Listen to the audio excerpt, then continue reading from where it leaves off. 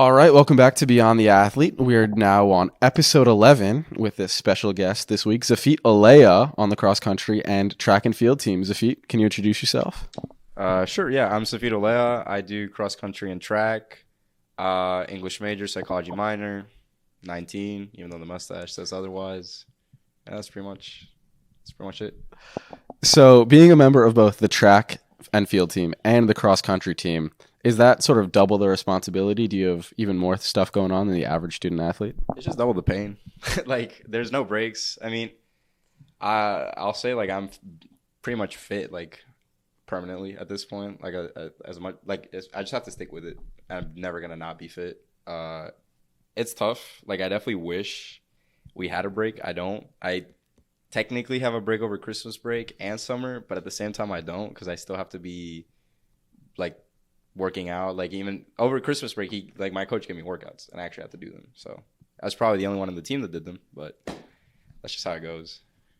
But it's tough, but it's cool at the same time. I mean, cross country season, it's definitely a more personal team. It's a way smaller team. It's probably, I think, one of the smallest teams on campus for sure. Just a couple guys running. It's pretty much all it is. But then you come over to the track season, it's a huge team all of a sudden. Like you go from like 6, 7 people to like probably one of the biggest teams on campus was like over like 30 guys, all doing different type of stuff, all different events. It's definitely a shift in dynamic, but I welcome it because it makes it significantly less boring to pretty much be doing the same thing all year round. I mean, there's definitely a difference between cross country and track. You go from running 5-mile like courses to just running in circles or on the track for like very different distances. But it's still the same pain, still running like 30 miles a week, your legs falling, feel like you're old. Yeah, I'm pretty sure I'm definitely gonna like retire and incur permanent damage from this whole ordeal. But I guess it's worth it. We're close to winning a conference championship. We're like right there. I don't want to jinx it. This is not wood. But we're right there.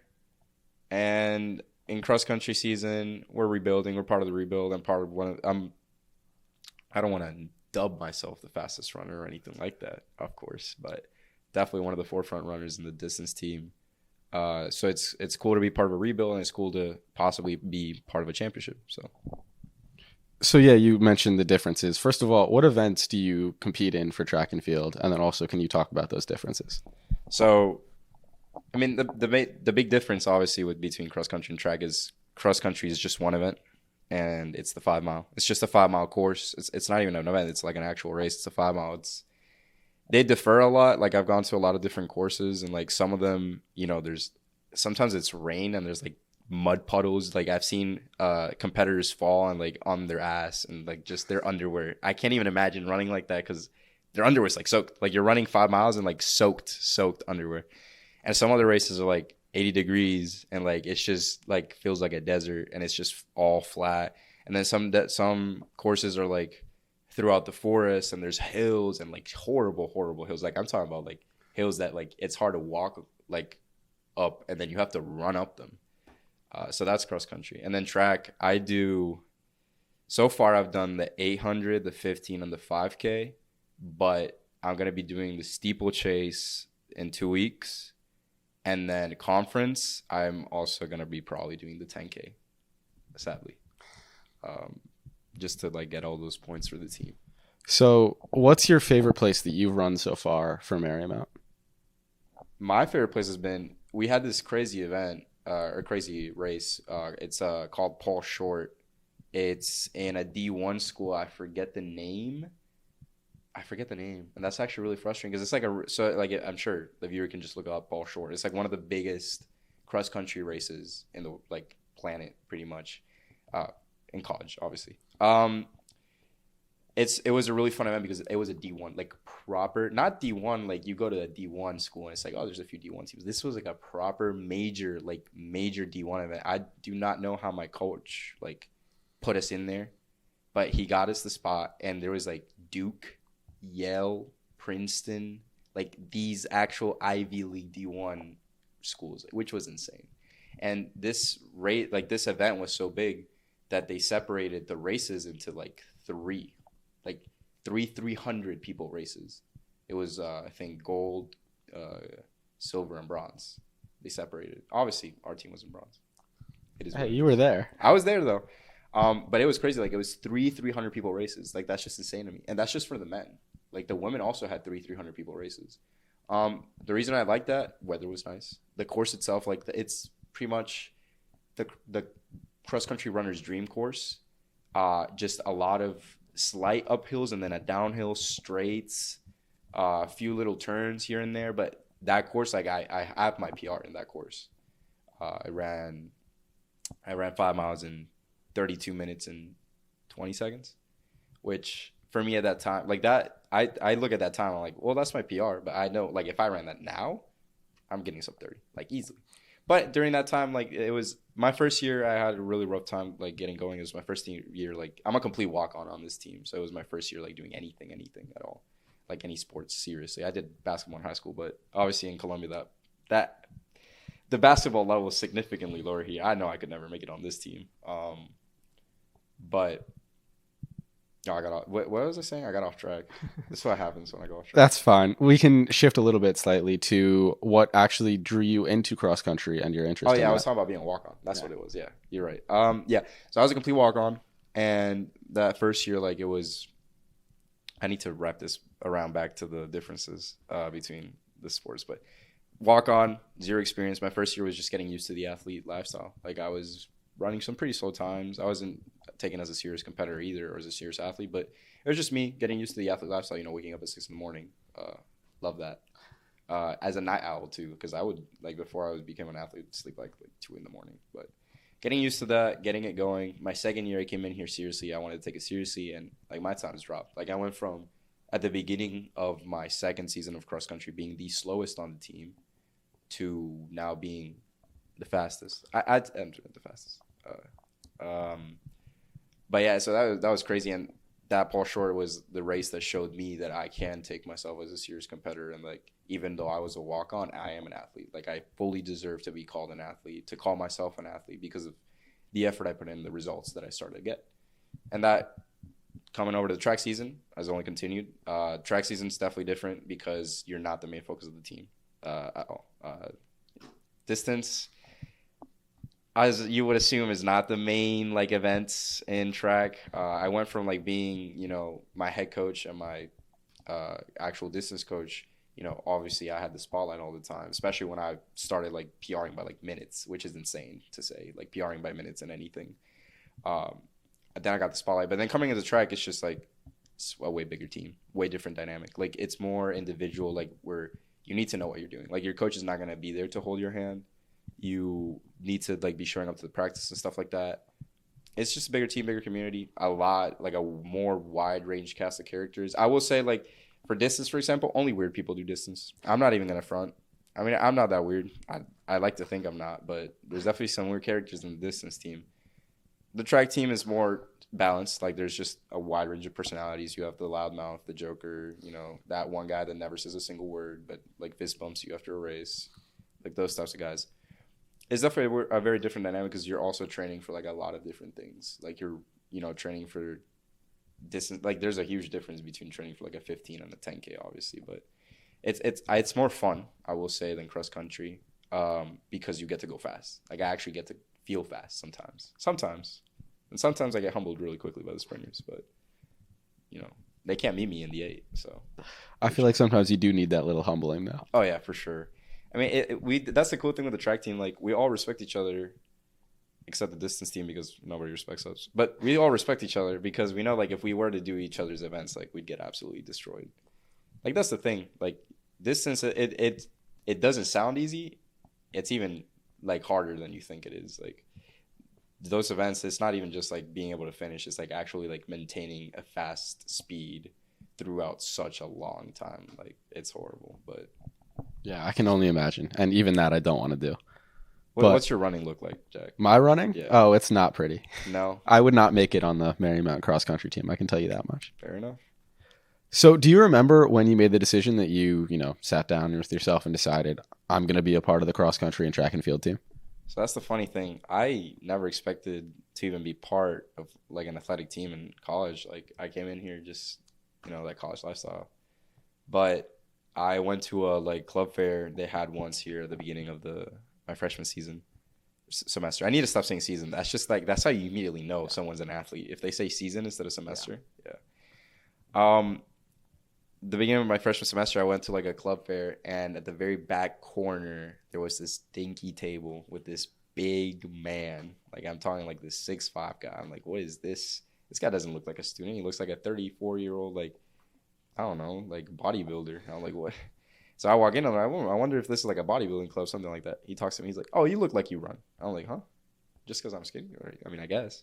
He's like, oh, you look like you run. Why don't you join our team? I'm like, a team? He's like, oh, yeah, we need runners for our cross country team. I come from Colombia. There's cross country is not a thing there. Like, I had no idea what cross country meant. Like, it was a foreign, like, those two words, I just could not get them to make sense. I thought cross country was like a horsing thing. Like, I don't know, I don't mean to be stereotypical, obviously, like American horses, but like that's literally what like it sounded to me, like country, like, Yeah. for South. It wasn't. It was running. So I was like, oh, so what's it about? He's like, oh, you just have to run like it's basically running through like different like fields, like dirt and grass and stuff. He never mentioned the distance a single time. He never said 5 miles. Even if he did, I don't know what miles was back then. You had to say 8K because I only thought in kilometers. Now I understand both. He never mentioned the distance. He was just like, oh, we just need runners. You know, you're part of a team. You get all the athlete perks. Like, you get to sign up early for like classes next semester and stuff like that. And oh, you get merch. I'm like, oh, dude, this sounds sick, bro. Like, I mean, I hope I'm good at it. And that's how it was. He poached me. Looking back at it, had I known what it was, had I still joined, probably.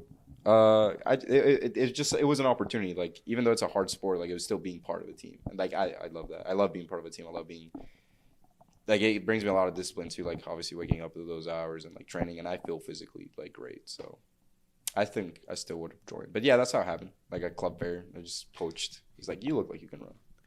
And what initially brought you to Marymount in the first place? Because obviously being from Colombia, coming to America for college. So the funny thing is, basically, I think I've been indoctrinated by this organization called Marymount. The context being, I went to Marymount High School, Marymount Middle School, and Marymount Elementary. Like, it's all the same thing. It's just called Marymount Barranquilla, which is where I'm from. Back in Colombia, like, that's what I went to. That's the name of my high school, elementary, and middle school. They're all the same thing. They're called Marymount Barranquilla, which is my hometown. So I went there, and, the counselor got me in contact with.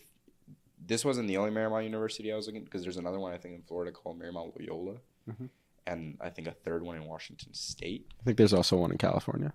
Yeah. So there's definitely other Marymounts, but this was the one that responded the quickest, and they were the most engaged and the cheapest. So I managed to get and string up a couple of good scholarships and grants because of that Marymount connection, like the RSHM connection, the Marymount connection. For those of you that don't know, like, Marymount belongs to an even bigger Catholic organization called RSHM, which is Religious Sacred Heart of Mary, I think is the name of it.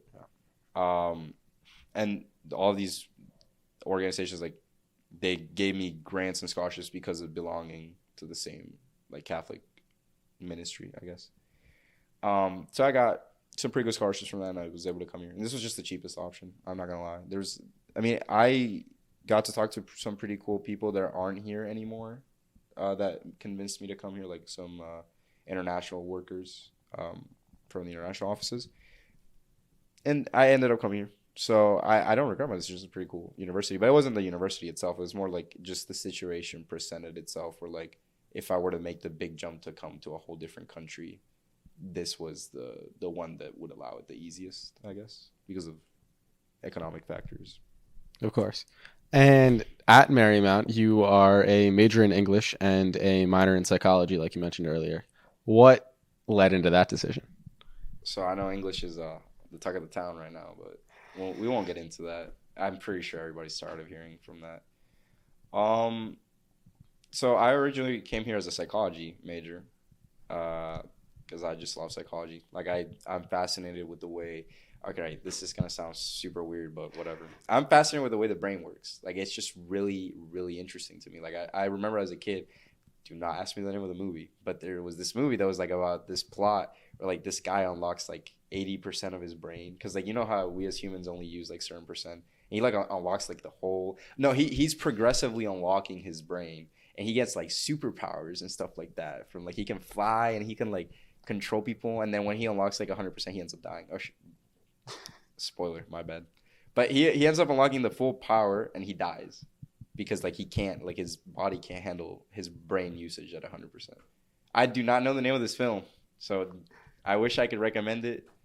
No idea, but that was the plot, and that got me like really into psychology. Now you might think I want to be a psychologist, but that's not the case. I actually want to be a lawyer. So I wanted to study something I wanted to actually learn about and then go into the job that I wanted to go into. So I came here to do psychology, and I knew there was a 3-in-3 program with Catholic where you do 3 years here and then 3 years there, and then you get a law degree in 6 years instead of 7. I think it's 8 normally, actually. Yeah, it's 8 normally, but with... Oh, really? Yeah. Oh, yeah, 4-4, yeah. No, 4-3. I think law school is just 3 years. I think it's 4-4, because I remember I was thinking about the same thing. I'm thinking Doesn't matter. I'm thinking of the Wendy's 4-for-4. Now you got me hungry, Jack. I haven't had lunch, but it's okay. That's your fault. Did you know they took off the 4-4-4s? I did not know this. Yeah, there's no more 4-for-4s. I actually was gonna cry because I would get 4 4-for-4s and then have food for the rest of the day. Yeah, I didn't know that. You've now ruined my day. Yeah, I'm sorry about that. But yeah, going back on topic, I was gonna go to law school, and psychology, for some bizarre reason, bro, is not part of the supported programs, which is crazy to me because you take a look at the list of supported programs and it makes even less sense. Obviously, psychology being like a really fundamental aspect of law and just criminal justice in general. They had sociology, they had philosophy, they had criminal justice, of course, pre-law, of course, and then they had English. And communications. Oh, and communications. I forgot about that one. And I was looking there, I was like, well, I really want to be part of this program. So I guess I'm going to have to switch my major. And I was looking at the options, and like I've always been pretty good at writing. And I like reading. Not as much anymore. Just too busy. Way too busy. But I used to write a lot. I like writing. And I was like, all right, well, let me pick a major that is going to give me like a good GPA because I know I'm good at this stuff. And I actually was looking at criminal justice, and this is not like a dig on criminal justice students, but like you guys have like the lowest grade average in like all of the majors on campus. Like I don't know what's happening, guys. Like criminal justice is like really low. I think like I don't remember what the average was. I think the average is like below 2.8. It's like really bad. This might have changed, and I might be making up the number, but that's what I remember looking at when I was like researching my stuff. If that's true, y'all got to step your game up. Yeah, no, actually. So I was like, no, I'm not doing that. I don't want a low GPA. I know I wouldn't get a low GPA because I'm a pretty... You'd single-handedly drag it up. Yeah, but I was like, all right, let me do English because like it's what I'm good at. And English majors usually have high GPAs because you only go into English if you know what you're doing. Yeah, so I went into English. I don't regret it. It's a pretty interesting major. Like you get to do a lot of different writing. Like obviously you have the stereotypical stuff like where you do like poems and stuff. Which even then, like I've got a little bit of respect for them. Like now, don't get me wrong, I'm no poet or anything like that, but they're definitely like interesting in their own way. I can appreciate them now. And like, the interesting stuff is like creative writing and stuff like that, where like it's just really writing in its basic forms and then more advanced forms of writing, whatever. It's really boring. You're only gonna like enjoy this if you like writing, which most people don't. So I don't blame you. But yeah, I went into English and don't regret it. It's been pretty good so far. I managed to get a 4 GPA semester. That was like a really proud accomplishment. Never doing that again. I almost pulled my hair out from the stress of doing that because like I had to pretty much beg for extra credit at any chance I could just to keep that grade average at 4. So never again, but it was fun. And my GPA is still pretty high. So. And your plan is still to pursue law as a career path? So kind of. I mean, it's definitely there, but I'm actually like, I'm not sure about going to Catholic anymore. Because I was looking at some stats and apparently like their job rate for like graduates is not too good. I'm not gonna like put them on blast here, but I will. I think their like job rate is like 34%, which is like insanely low for like anything. Like no matter what you are, especially getting a law degree. Yeah. like you're spending already so much money and time, and like you only have like a 34% chance to get a job. Like obviously it makes sense because it's in a really competitive area, but like all the other like law schools around the area are like significantly, they're more expensive, but they have better job rates. So I was just thinking like, I know dig to Catholic, I'm sure it must be hard for them like to get good jobs because again it's a really competitive area. I mean it's DC, everybody needs lawyers in DC, but I guess I shouldn't say it was bad on Catholic. I should say I got scared at the statistic pretty much. I don't think it's Catholic's fault. Or maybe it is normal. I have no idea for Lao. But I was like, damn, like I'm already spending 4 or 3 years to do that. And then the other thing with part of the program was like if I do the 3 and 3, I don't get to be I'm technically a Marymount senior, but I don't get to celebrate anything as a senior. Like first of all, I can't compete as an athlete anymore, which I mean I love being an athlete and I love my team, and that was pretty tough. I don't get to go to senior day and like stuff like that. Like I would sacrifice my senior year. That was pretty tough, and like I started considering stuff like that. And so those two factors have like really pushed me away from that idea. I still want to be a lawyer, but I might just take the more traditional route and like try to see other law schools and stuff like that. I will still apply for Catholic, and basically what I'm gonna I think do now is the 4 and 3, or which is you just do your normal 4 years and then you go to Catholic or a different law school. That's but also part of me with this current socio-political economic state of the world. It's a Jaden Smith reference. I kind of want to work as soon as I'm out of college. Like I don't want to have to wait like another whole like 4 or 3 years to like get bread. Like that's just how it is. Like at this point, like you don't like it's like the economy's it's pretty much tanking. You don't know what's gonna happen next, and man, like I would be putting like a huge stress on my family if like I were to pursue graduate degree right after college. I mean, it's definitely doable, but it'd just be like, would the payoff be worth it? Like I was starting to think, like for example, like let's say I become a cop, which is what I'm looking at. It's a kind of controversial job, but I'm just looking at a cop because they have like, I mean, starter salary like over here you get $60K, and then since there's like no cops because of all the stuff going around, you get a $50K sign-on bonus, which is huge. The $70K, the $75K your first year working, which is pretty good. Like that's a pretty good salary. And so like during those 3 years, whatever, $60K, let's not even count in the bonus, right? That's $180K. Yeah, $180K throughout 3 years that I would have spent probably $220K paying for college or for a graduate school. So yeah, like I'm definitely looking at options is either be a police officer and then have the department help pay for my graduate degree, which would be psychology, and then I get to be a detective. That's actually my goal. I shouldn't say cop. I don't want to be cop. Nobody wants to be a cop. I want to be a homicide detective. That's like, or I shouldn't say want to be, but that's one of my options. I was looking at it. It's pretty cool. I watched Seven. That is a killer movie recommendation, bro. If you have not watched Seven, that is such a good movie. Have you watched it? You have to. I know. It's on my list. Brad Pitt, Morgan Freeman. Oh, it's on my list. Trust me. And then Kevin Spacey. Well, that's more of a touchy subject. Oh, well, he's a good actor. Oh, okay, you're right. I'm not familiar with his controversies. I just know he's a good actor. Moving on. But yeah, moving on from that. Those are my options. And then if I go into like becoming a cop and I don't like the police force because of whatever scandals or it's just not a good job, probably a psychiatrist because I do like psychology. So it wouldn't be a bad idea for me to work in something I like. But those are my 3 options. I have no idea what I'm doing yet. One of those 3. So chasing the bread, I've noticed that is an aspect of your personality, working with you for the athletic department. What initially drew you into working for the Marymount University athletic department? Well, I wanted a job, and they gave me one. End of story. No, like, I mean, I guess the longer answer to that would be I applied for a job here, and like, I'm sure like if any other person like listening to this podcast, any other student like apply for a job here, like it's horrible because like you don't get a response. Like, the process is really tedious. I know like the human resources or I forgot what department is do their best to like try to make it easy, but it's not.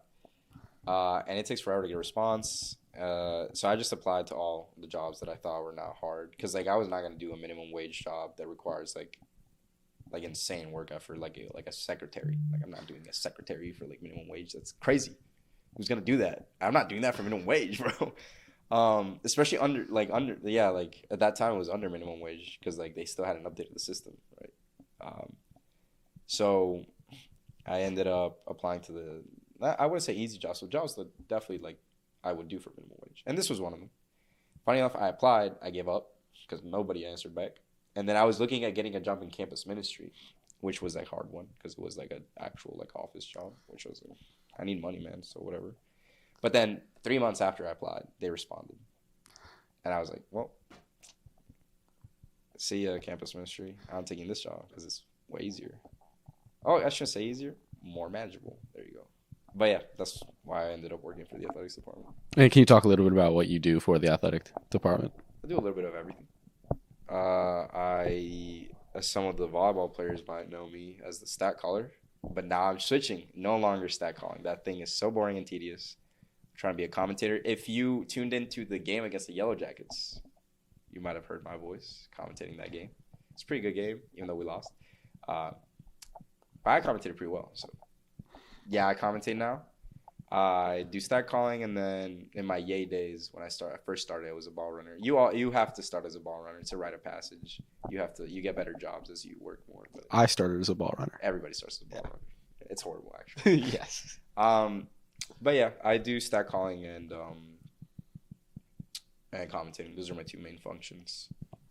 And I know this might be a little bit of a touchy subject, controversial, but what's your favorite sport to work? That's hard, actually. Yeah, that is a tough subject. My favorite sport, just because I'm from Colombia, obviously, is soccer. Like, but not to work, I guess. Well, it's because I've never worked a soccer game. I'll say that much. Like, I just never had the opportunity to work a soccer game. So from the ones I've actually gotten to work so far, definitely volleyball is my favorite. Yeah, because I actually got to commentate. And I also understand what's going on. Like, I became a stat caller, so I actually had to understand the sport, understand it, appreciate it. I also watched, like, that one volleyball anime. I forgot the name. I know you're not a fan. I'm not an anime guy. It's like, I forgot the name. It's like Haikyuu, whatever. It's like it's an anime about volleyball. And it's a pretty cool one, too. So then I'll say volleyball because out of the ones I've worked so far, it'd be that. But if I get the chance to work soccer and even commentate it, I'm gonna throw that Latino spice into that, like Ankara Messi, that type of stuff. But it'd probably be that, especially because Blue Lock is also one of the greatest anime of all time. But you wouldn't know that.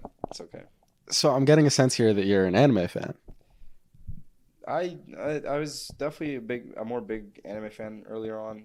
Not so much anymore, just not time. So shifting quite a bit, actually. Growing up in Colombia, can you talk about how that influenced you as a person in any other way? Well, it definitely influenced me as a person because, like, that's where I was born and raised, bro. I lived there for 17 years. I came here at 17, which is kind of crazy. Obviously, yeah. I mean, Colombia, it's a South American country. It's got that Hispanic, Latino heritage, obviously. Really interesting country. That's like a huge... Well, at least where I was raised in Barranquilla, one of the 3 biggest cities in the country. You would not believe. You think gossip is bad here, bro? Try going to a Latino country. Try going to a Latino city, bro. Like, it's a city. There's millions of people. Gossip spreads like wildfire, bro. Definitely. I mean, it was definitely. I was privileged to, I guess in Colombia terms, like I was one of the privileged ones. I got to go to a private school, although that took like my parents like all their sacrifice to get me in. Like I was privileged, but like not super privileged. They got me to a private school, which was Marymount, because they wanted me to get like really good education. That took everything in their power. Like that was where all the money went in the family. Because like I used to like growing up as a child, I got the toys and I got the Legos, which was pretty fun. But then once I hit like I think middle school, like the money went dry. All the money was going into my education. So I had pretty. It's I don't want to say like tough upbringing because again I was privileged to go to a really good education, but I mean all my clothes were secondhand. Like all my clothes were from my brother. I had never bought my own set of clothes until I came to the States. So I had all secondhand clothes, all secondhand toys, stuff like that. Like after middle school, like no gifts, like no nothing. I didn't even get an allowance until high school, like junior year. So definitely like I know the value of money. I mean, I guess I wouldn't call myself a bread chaser, but I just understand the value of money. I understand what money can get you, and how much easier it can make things. It's not definitely the source of happiness, but it makes it easier to get. So I had a upbringing that I'd say was fair, I want to say it's tough or good, fair. Um, Definitely growing up in Colombia, like you got to be tough, like especially in a city like Barranquilla, which is a really interesting dynamic because that city is on. It's basically a line where like the more north you are, the richer areas, but the souther you go, like poor. And like I lived like three quarters, so like in the middle of rich, in the middle of middle class, I would say. Which I mean, that's also part of the reason why there was no money because my mom would refuse to move out of a place we could barely afford. But it was a nice area. I'm not gonna complain about that. I had like a little boulevard and like I had like a mall. But that's where all that those are the two places all the money went. So yeah, Colombia definitely have to be tough because like even if you're hanging out in the rich area, like you can interact with some tough folks. Like it's a safe city, don't get me wrong, but like there's a lot of intermingling between the classes, I would say. Um, which is fun. Like that's not a bad thing necessarily. Like because you do get to see all aspects of life. Like I got to learn pretty young what like actual poverty looked like, right? Especially because one of the my mom makes pajamas. It's pretty a pretty cool business. But part of it would require me to like sometimes I would go with her because like there would be nobody to take care of me, and we would drive all the way down south to like where they factories are and like they actually make the silk and stuff like that. So I got to see firsthand like what actual poverty was. So it was definitely a really interesting upbringing. Like I would consider myself to be someone that knows all aspects of life, you know.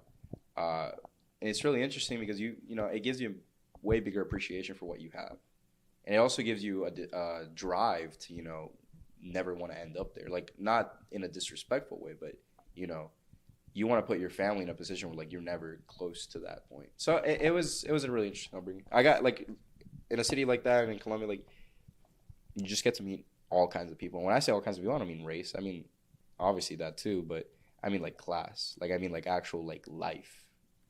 Different kinds of all types. So that's how my upbringing pretty much went. And do you see yourself staying in this area post college life? Do you want to live in America or do you want to go back? Oh, I escaped. I am never going back. Nah, I'm kidding. I can't legally say that, so that was satire. Uh, well, I like the DMV. I can't fully, with full confidence, answer that question pertaining my immigration status, but you know, somewhere down the line, beautiful wife, beautiful kids, in the DMV. I like the DMV. I actually do like the DMV. I know a lot of people hate the DMV.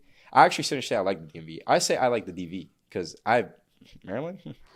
Like no disrespect to Maryland, but like I'm not trying to live there. Oh, full disrespect to Maryland. Yeah, I talk about the DV, no DMV, no M, zero M. The DV is pretty cool. I mean, getting to live right next to the capital is a privilege. Like to me, like that's so cool. Like I came from like this. I'm not gonna say backwater town because it's like one of the biggest towns, but I came from like South America, right? Not that great of a country, Colombia. It has its issues.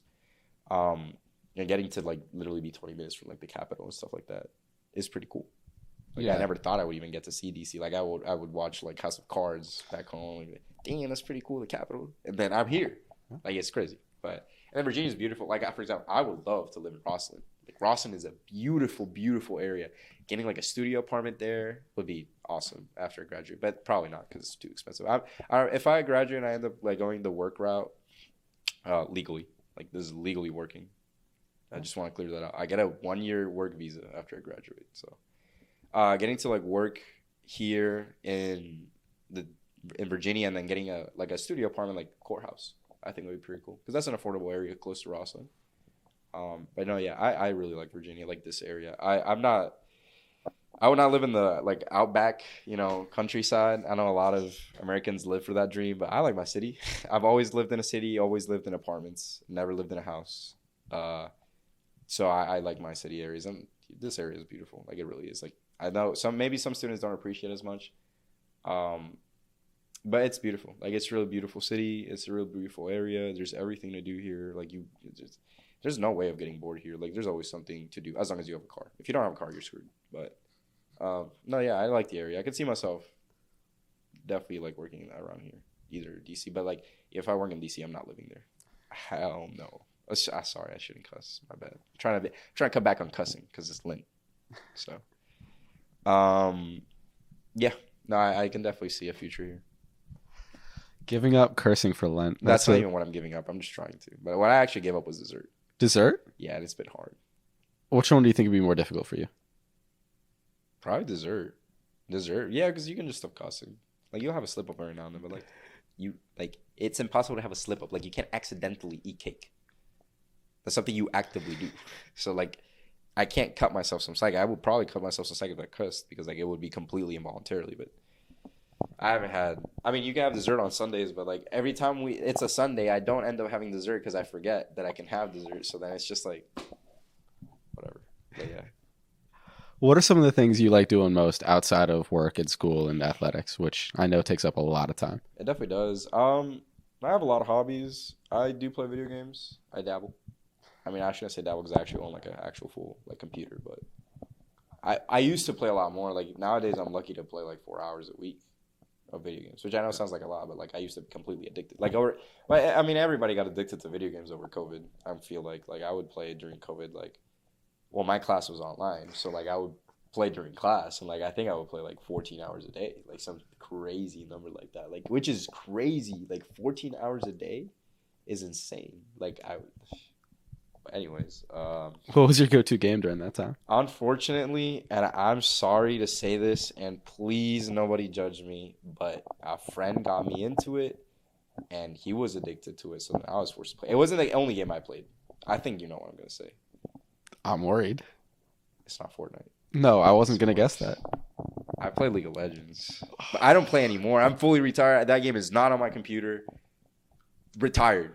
I hit gold and never played that shit again. I'm grateful to say I've never played a moment of League of Legends. Don't. It's insanely addictive. Like that game is designed, like to, like. But it wasn't the only game I played. I played Fortnite too. Actually, one of my greatest life achievements is on Fortnite. You know why? What's that? Well, not only do I have the Cactus Jack skin, Travis Scott, my boy, I have that skin. Not only do I have the Galaxy skin, which is like a really rare skin. I don't know if anybody knows. But I went on a 13-win streak back in season like 5, like a competitive season. Back in season 5, I went on a 13-game win streak with one of my buddies like from back home. That's crazy. That's how you know I'm good at video games. I'm going to admit something. I never really got all that into Fortnite. I played it with my friends, but I never played it by myself. It was just one of those things. Yeah, that's fair. I mean, Fortnite is definitely much more fun now with the no building thing. I haven't touched that game since COVID. I mean, it's just like the thing with being like a serious, I guess like if you have like a serious gaming rig with like a computer, right? You play like really niche games. Like I play Payday 2 and like some other games like I'm sure nobody has ever heard of. Like you said, a niche game like Payday 2. Come on. It's niche. It's niche. Not it's really really. fun, but it's definitely niche. And like other games, like I say Terraria is pretty niche. I mean, because like it's in the shadow of Minecraft, whatever. Point is, like all the games I play, my friends would not play. But like, you know what game everybody has? Fortnite. Like it's what I didn't even want to play it, but like it's the game everybody has. So I ended up playing it. I've been playing it every now and then because that's just like the game everybody has, besides Among Us. But like, dude, no, actually, that is the game I play the most during COVID. Actually, I just realized, me and my buddy, when it's just us, we would play League, but like, we would get like 10 like people, like classmates, right? Even girls, like, because they were bored. Like they also were extremely bored, and we would just all play Among Us. That's what I play the most. But yeah, so that's one of my hobbies, gaming. And what have you been playing recently? Recently, Resident Evil 4 Remake. Oh my god, what a game. What a game. That is game of the year right there for 2023. It's only April. Bro, that Star Wars game coming out, mid. Automatically mid. It does not hold a candle. Whoa. Let's calm down. No, actually, I'll probably play. It's pretty good. I think Hogwarts is mid. I think it gets carried by the Harry Potter IP. Like, if the game itself is, like, I know you've probably never played, but I'm sure people watching this have played. Don't get me wrong, it's a fun game. Like, it's the first actual Harry Potter game. Besides, like, Harry Potter. I played a, like, Quidditch game when I was, like, 5, and I was really good at it. I meant, like, a video game. That was a video game. It was on a computer. Oh.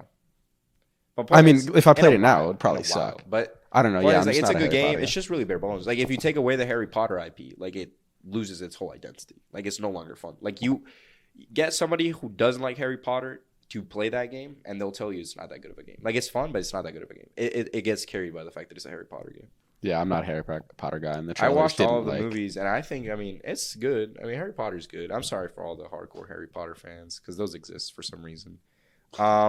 But Lord of the Rings solos, like it's just so much better. Like it's not even close. Anyone who doesn't think that, turn off this now. You're not There's welcome here. yeah, there's so many other like more.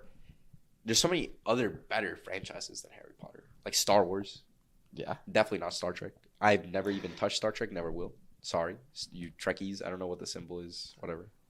Um, Star Wars, John Wick, Rocky. Like there's so many better franchises. Like because Rocky, I'm including Creed. There's so many better franchises than Harry Potter. I'm sorry, but it's just how it is. Harry Potter is mid. I'll say it. I mean, I wouldn't say it's mid. It's good, but not as good. I never got into it. It especially got dragged to the mud with the new movies, the Fantastical Beasts. Those are so bad. Never watched. But yes, and that's one of my major hobbies. I also play 2 instruments. I'm a pianist. I will call myself a pianist because I'm pretty good at piano. And then I dabble in bass. I'm trying to get better at it. I'm trying to practice. I'm not that good yet, but I just bought the bass like half a year ago. So I'm still getting there. But bass is definitely my favorite instrument out of the 2. And then I read sometimes, just to say I read. That's pretty much it. I mean, I'm trying to think. No, I mean, I have no free time, so I barely get to touch any of my hobbies. But yeah, those are my major hobbies, I would say. I know you also collect watches. Oh yeah, I mean, that's not even a hobby. That's just a lifestyle. Let's talk about that. Let's talk about watches. Well, this is gonna be a long episode. Yeah, no, I'm in watch talk. You know what watch talk is? It's basically watch TikTok, bro. Like all my TikToks are watches. I'm wearing currently a Casio AE160, stylish watch. You can get this on Amazon for like $25. I'll give you the plug. Ryan Gosling wears this watch, and that's my favorite actor. So obviously this watch is valid. Yeah, no, I've gotten into watches as a way of like, I think it's cooler than just basic jewelry. Like jewelry definitely has its place in fashion, but watches are just that statement piece. Like you can elevate a fit so much with just a good watch. They're fun to collect. Like they're fun to buy. Like you buy a watch, you're buying like a piece of like mechanical marble. Like these are like, it's insane. Like the amount of like technology and also like mechanical engineering that goes into watches, Especially like an automatic. Yeah, an automatic. And they're cool looking. There's heritage, there's story behind it. Like I'm sure like many of you guys when like, you know, you graduate college, or maybe you already did when you graduate high school, you get that heritage piece from like family, right? Like I know like my boss, you know, shout out to that boy Jacob. he got a Rolex, for example, from his father. Now don't go breaking into his house trying to steal it. But yeah, like that's pretty cool. Like there's heritage in watches. Like you buy a nice watch, you give that to your son, and his son gives it to his son, and like just so much you can do with watches, like expression wise. Like for me, it's a way of expression too. Like you know, sometimes I'm feeling a little bit fruity. You know, I'll wear that calculator watch. Actually, I should say fruity. Pause. I'm feeling a little bit. I don't know what's the word. Like I just want to be like, I want to show off that I know watches, I guess, and I'll wear that calculator Casio watch, that vintage Back to the Future classic. Please forget the fruity comment. Do not let that hang. You're making it awkward. I'm looking at you. Stop. Hey, anyways, you said it, not me. Nah, anyways. And then you have like really nice like Japanese classic watches like Seiko, like a really affordable heritage brand. And then the watch I'm trying to buy right now, I'm saving up to. I'm trying to buy Hamilton Khaki Field Mechanic. Hamilton being the company that's been around like one of the companies that's been around the longest, American based, and they produce the field watches for World War II soldiers. So like heritage there, like it's just cool. It's just really cool. Like I like it more than me like a sneakerhead or like really investing in like jewelry and stuff like that. I think it's just watches are pretty cool. Yeah, definitely going on that sneakerhead comment. You wear shoes, they last, if you really wear them, at best maybe 10 years, and then they're done. They're falling apart. Watches, if you take care of it, it'll last even longer than your lifetime. Yeah, even longer than that. Exactly, because I'm talking about those heritage pieces. My grandma passed away recently. And, you know, they're dividing the stuff and stuff like that, you know, the will. But fortunately, we were able to go through some things, and we found my grandfather's watch, and it's going to be given to me, which is, like, insane to me because it's, like, a really nice, like, it's not even about the watch itself. It's just the fact that It's the story. It's the story. It's a classic vintage Omega. Really nice watch. Really nice watch. I'm getting it because my dad had it, but, like, I guess my grandmother asked for it back because she wanted to have it after my grandfather passed away. And then it's now my turn to, like, carry that. And it's really cool. Like, I'm really privileged in the fact that, like, that survived. Because, like, it's hard to keep those, like, going throughout the generations. Um, so yeah, it's pretty cool. Like that's why I love watches. There's just so much you can do with them, so much heritage, story, like all that stuff, fashion.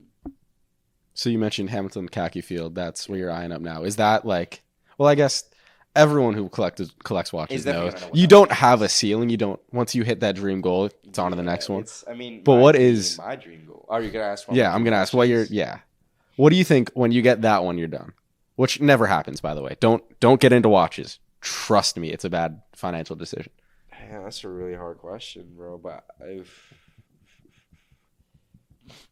I'll say my dream watch is actually a watch I think I will be able to afford one day, which is just an Omega Speedmaster, the Moon watch, like specifically that model, which is like a 5K watch, which like it sounds crazy, but like wait.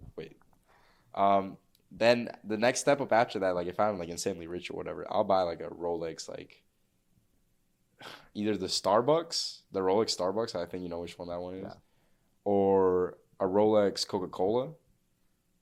And those watches go for like 50K. Like those are insane watches. But I definitely get a Rolex GMT. Like that's what I want, a GMT. Which are like 50K watches. Any particular reason why you want a GMT? My brothers live in France. I really like the function of the GMT watch. Like if those of you who are familiar with watches, a GMT watch is usually a watch has 3 hands. It has I actually don't know the names of the hands. It has the small hand. Second hand, minute hand, hour hand. Exactly. Second hand, which is it tells you the seconds. Minute hand tells you the minutes, and hour hand tells you the hours. But a GMT watch has 4 hands, and the fourth one tells you the hour for a different time zone. You set it up. And my brothers live in France. I have 2 brothers who live in France, so it'd be pretty cool to just wear a watch where I can just tell the time, where my brothers are at, because then it's easier for me to call, stuff like that. It's just like even just looking at it, it's like okay, cool. Like it's like 7 p.m. in Paris. Like I know my brother's like probably out like having dinner or something. It's just cool like that. So yeah, those are my favorite type of watches or GMTs. Do you own any GMTs currently? No, because they're expensive. I'm trying to buy a Seiko GMT, but even and that's, I mean Seiko is I wouldn't say it's cheap, but it's like one of the more. It's entry level. Yeah, it's an entry level affordable watch, right? I own a Seiko Diver, probably my favorite watch in the collection so far. I want to buy the GMT, right? Baseline $500. Like it's actually insanely hard to find those because GMTs themselves are rare. But yeah. So to wrap things up, just real quick while we're here, what would you say your biggest goal is, both as an athlete, as a student, and in your personal life that you want to accomplish in the next 12 months? Okay, so as an athlete, is giving the track and field program its first ever Atlantic East Conference Championship. Definitely doable. My goal as a student is to graduate with, I think, like we'll just say above 3.8 GPA. It's pretty solid. And not like fail any class while we're at it. And then what was the third one? Just in your personal In life. my personal life, just be happy, bro. I think like that's just the ultimate goal. Like you can never go wrong with having that goal. I want to be happy. I don't need money to be happy. It will definitely make things easier. But just be happy. Be in a situation where like I don't need to depend on money. I don't need to depend on vices to be happy. I can just be happy, being myself. And like part of that like comes from so many different facets, like being able to look at yourself in the mirror and as a person, like as an individual, being able to be happy with yourself, your like the decisions you've made, being able to be happy with your body, your physical look, even your fashion, like even the way you dress matters. Like guys, like for the guys who don't care, right, and they'll just put on that hoodie and put on those jeans. I'm not saying anything, bro. I'm not even looking at you. You're looking at me. It matters. Like not even for girls or for picking up girls. No, it matters for yourself. Like I dress up like this for myself, right? Like I like my fits and I like my fashion because, especially the watches, for myself, because like I get to express myself. I get to like feel good. Like it was definitely weird when I first started like actually caring the way I dressed and stuff, but it matters. Like it makes you feel better. It makes you look better too. Look better, feel better, think better. You can be more productive and stuff. Like you're trying to open up a business, you're not gonna dress like with a hoodie and sweatpants, bro. Like no, you're gonna dress nice. But yeah, I think happiness comes from being able to look at yourself and as a person feeling good. Feeling good with your situation, financial, job wise, feeling good with God. Obviously, like your relationship with God, if you believe. You don't have to believe. If you don't believe, like feeling good about that, your relationship with the lack of relationship. and then feeling good with whatever comes your way, right? That's the end goal. I feel like that was some shots at my black t-shirt and jeans No, fit. no, because you can definitely like make black t-shirt and jeans look good. Like you're starting off right with a watch, right? The kicks, those aren't bad shoes. It's just like I was not. I appreciate it. You're trying to make something. He's trying to stir up drama for the podcast. This is what he does. It's episode 11 and we haven't had a fist fight yet. I feel like something's got to go on here. I don't know about a fist fight, bro. I do not believe in violence unless violence comes to me. So I got to start. Yeah, I will never throw the first punch. I'll dodge the first punch and then actually like throw the first connecting punch. But I got that Muay Thai here. I got that Muay Thai and Jiu-Jitsu background, bro. Those wrestling guys, they'll kick my ass, but I'll hold my ground somewhat for like 5 seconds. I feel like we might have to set that up. I did want to. One of my teammates has an ex-wrestling background. I was talking about like going on the mat and just sparring, but for another day. Once I'm not in season and I don't have a risk of getting injured, which is never. Yeah, I was going to say, when are you not in season? Like 2 weeks. 2 weeks throughout the year. In those 2 weeks, set it up. I'll do commentary for it. All right. All right. I will make it happen. And on that note, thank you so much for taking the time out of your day to come on to Beyond the Athlete. Thank you so much for having me. It was fun. I had some fun. And for real. that'll do it here. See you, folks.